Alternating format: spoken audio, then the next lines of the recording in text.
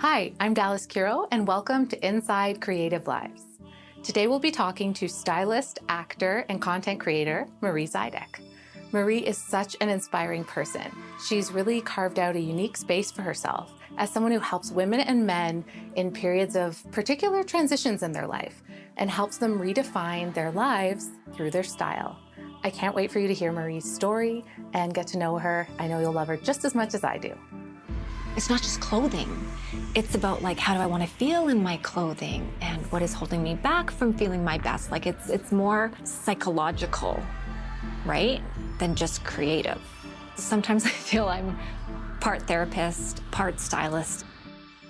Hi, I'm Marie Zydek. I'm a personal stylist, and I help women and men dress their best through life's biggest transitions. And I also do some acting from time to time and content creation on social media. Okay, let's talk about investing in your wardrobe. What are investment pieces? They are items that you are willing to pay more money for so that you can wear them longer. Some of my earliest creative memories were when I was a little kid, dancing and performing for my family when we had family birthday dinners and just dancing in my room. My mom put me in dance when I think I was about 4 or 5 years old. And that really gave me a place to express myself. I first got interested in fashion as a little kid. When my mom looked after me at home, I would change outfits probably like 3 or 4 times every day. As I grew up, I got to express myself through costumes and dancing. I got into musical theater when I was probably like 13, 14, and I really enjoyed that aspect of like acting, not just dancing, but acting, singing, and dancing. And then when I was about 16, I did research like, well, how do people like get on TV? So I asked my parents, I'm like, can I get an agent? And they said, well, if you really want to. So I got an agent. And then from there, I got some little jobs here and there. And then after I graduated from high school, I went to Grant MacEwan and I did the theater arts program for 2 years there. So I am a trained musical theater actor, artist. And then from there, I did some professional theater shows and I kept doing like TV and film. And then the rest of my education was when I moved to Vancouver and I studied with a man named Michael Sims. And I probably learned more from him than when I was in college. I moved to Vancouver when I was 20. I wanted to break into the TV and film industry there. It was harder than I thought it was going to be. I was waitressing. I was doing Pilates there, taking acting class, which I really, really enjoyed, but nothing was really happening. I would go on a few auditions here and there, but I wouldn't get booked. I do have an anxiety disorder. I've dealt with anxiety my whole life, so I was on medication. I was feeling so good, I thought, oh, maybe I don't really need the medication. I was kind of coming off of it with no like medical supervision, and that's when my mental health took a toll. One night I had the worst panic attack of my life, where I had to have a friend come over, and I called my parents, and my parents were very concerned. My mom was on a flight the next day to come get me and take me home. It almost wasn't really like, not that I did have a choice, but I just felt like in the state I was in, there was no way I could be on my own. So then I ended up leaving everything in Vancouver and moving home, didn't have a job, and I just felt lost. So my road to recovery in Edmonton was seeing professionals, getting back into therapy, getting on the right medication. And it was kind of just figuring out like, what do I need right now as I heal and as I become stronger? Because when I get in an anxious moment, I can't really leave the house. I'm very depressed. I'm crying all the time. And that had been such a significant shift. Like I had created a life in Vancouver and then I came home and I had nothing. And I'm moving back into my parents' house at age 25, which really isn't that old at all. But I'm like, what am I going to do with my life? And so then an opportunity came up. My best friend's dad's company needed a receptionist. And they were like, well, my parents were like, you need routine. Like, why don't you, just do this? And I said, okay, yeah, you know what? I'll take the job. I was anxious every morning for months.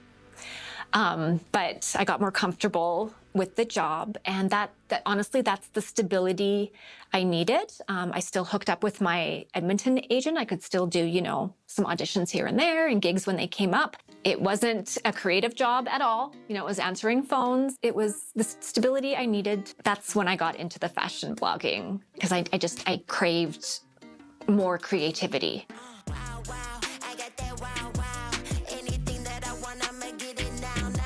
That was the time when fashion blogging was a big thing. There was no Instagram, there was no TikTok, no social media. It was just like blogspot.com.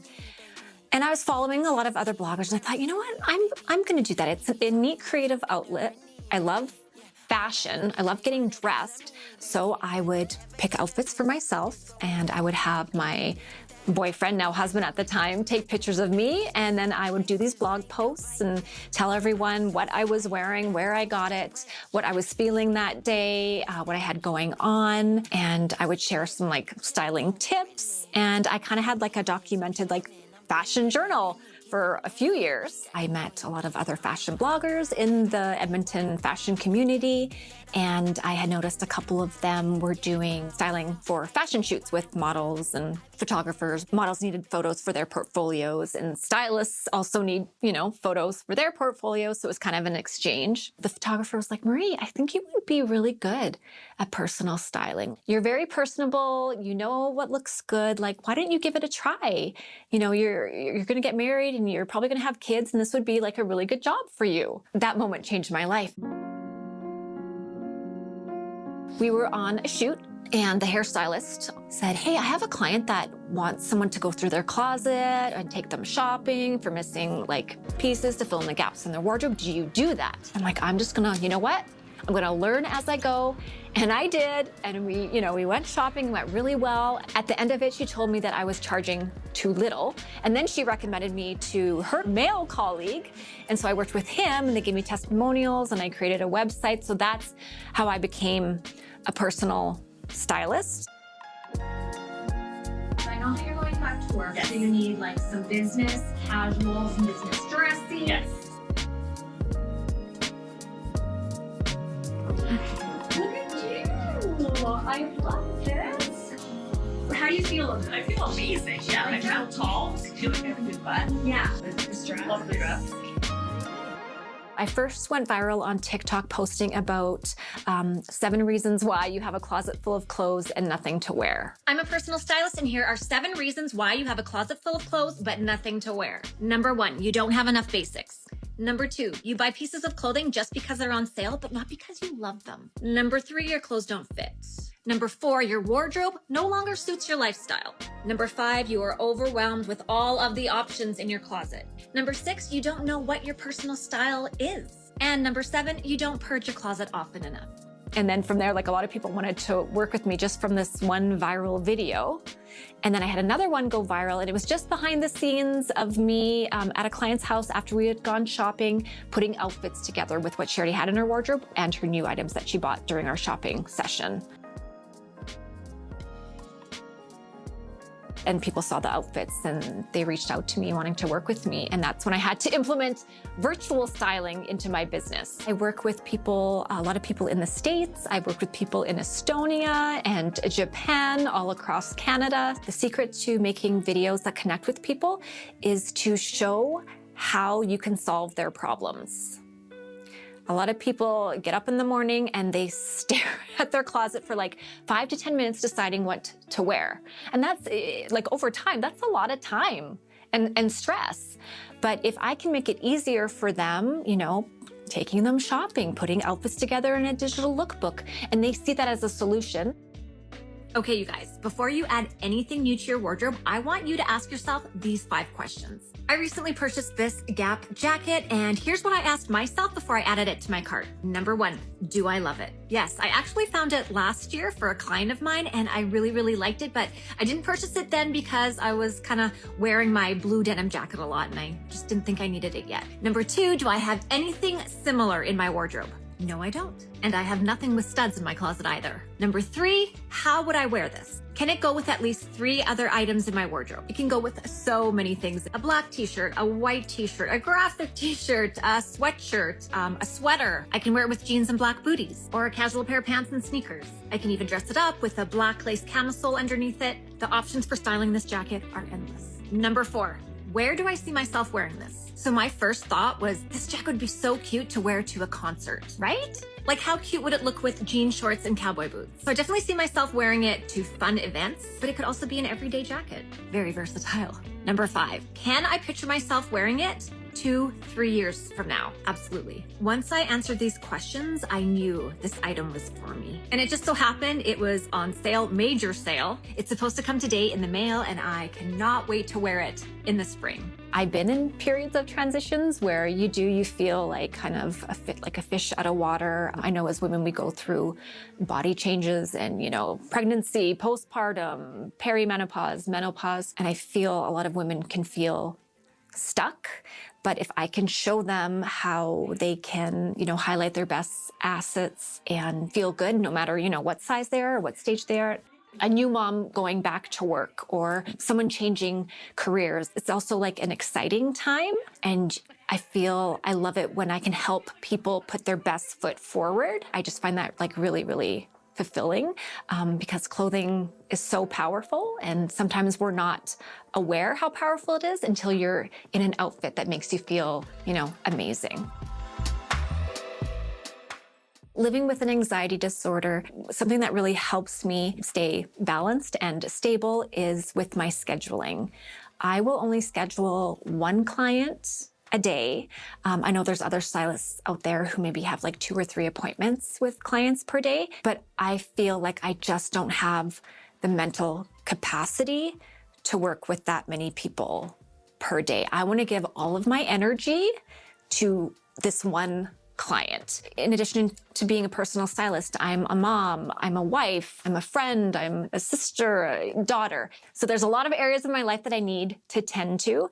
And when I'm with a client, I want to give them my all. I want to give them my energy. And even though I'm only working with them, for 3 hours, I am like focused for those 3 hours. And afterwards, I might be exhausted. And, if I had, two more other clients, that's when my anxiety would creep in. So I just have to keep my life very balanced. I have to make sure there's time for exercising, walking the dog, and then also being there for my son and husband as well.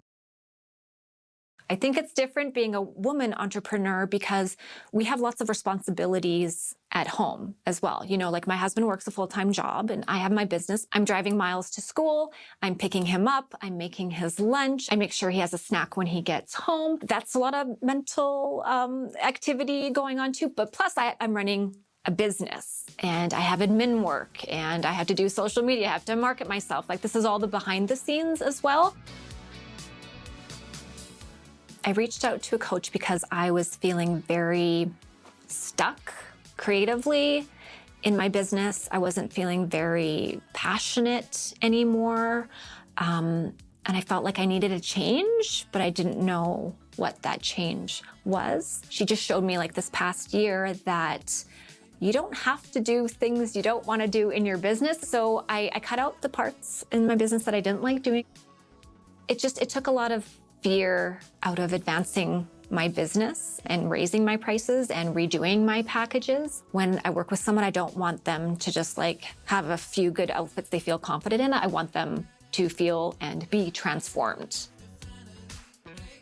I wish people knew that personal styling isn't just for celebrities. People think, oh, personal styling is such a luxury service, and hiring a personal stylist is a luxury, just like hiring a makeup artist or a hairstylist to do your hair for a big event. If you're a lawyer or a doctor, even, a stay-at-home mom, you're important too. So why shouldn't you feel good in what you're wearing, right? Why shouldn't you feel confident? Why shouldn't you feel your best self? You gotta get dressed every day, right? Like you might as well dress in something that you love or that you feel good in and confident in.